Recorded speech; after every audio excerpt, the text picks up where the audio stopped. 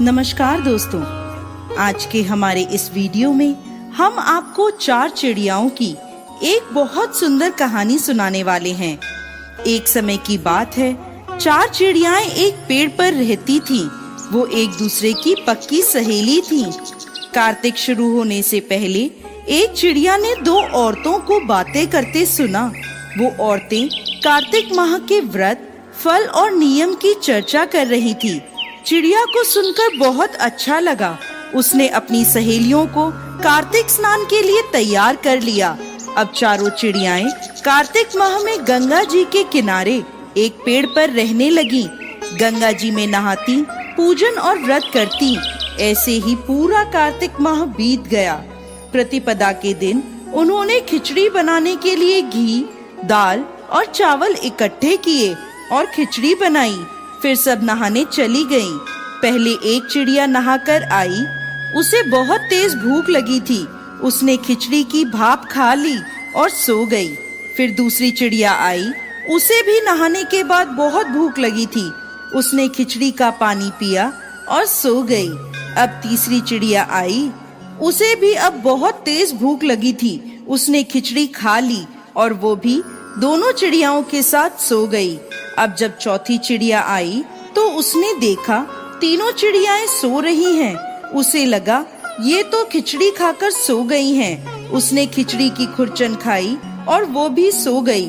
उसी शाम देवलोक से तूफान आया और वो चारों चिड़ियाएं मर गई। अगले जन्म में जिस चिड़िया ने भाप खाई थी वो राजा के घर राजकुमारी बनी। जिस चिड़िया ने खिचड़ी का पानी पिया था वो कुम्हार के घर पैदा हुई।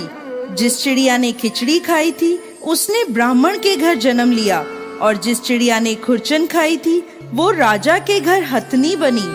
कुम्हार की लड़की राजा के महल में दासी बन गई और ब्राह्मण की लड़की राजकुमारी की सहेली बनी। राजकुमारी को अपने पिछले जन्म की सब बातें याद थी। राजकुमारी का विवाह हुआ। जब वो विदा हुई तो राजा से बोली कि मैं अपनी सहेली और दासी को साथ ले जाऊंगी। राजा ने कहा ठीक है। राजकुमारी फिर बोली मैं इस हथनी को भी साथ लेकर जाऊंगी। राजा ने सैनिकों से कहा हथनी को ले आओ, पर हथनी उठी ही नहीं। तो राजकुमारी ने हथनी के कान में जाकर अपने पिछले जन्म की सारी बात कही तो हथनी खड़ी हो गई। ये देखकर वो राजकुमार जो राजकुमारी को ब्याहने आया था बोला तुमने इसके कान में क्या कहा कि यह तुरंत खड़ी हो गई? मुझे बताओ तुम कौन हो? राजकुमारी ने उस राजकुमार को अपने पिछले जन्म की सारी बातें बता दी। राजकुमार बोला कि कार्तिक नहाने का इतना फल होता है कि चिड़िया को मनुष्य की योनि मिल जाए, तो हम भी इस वर्ष जोड़े से कार्तिक स्नान करेंगे और खूब दान पुण्य करेंगे। राजकुमार और राजकुमारी ने जोड़े से कार्तिक स्नान किया, जिसके फलस्वरूप इस लोक के सुखों को भोगते हुए अंत में उन्हें बैकुंठ की प्राप्ति हुई।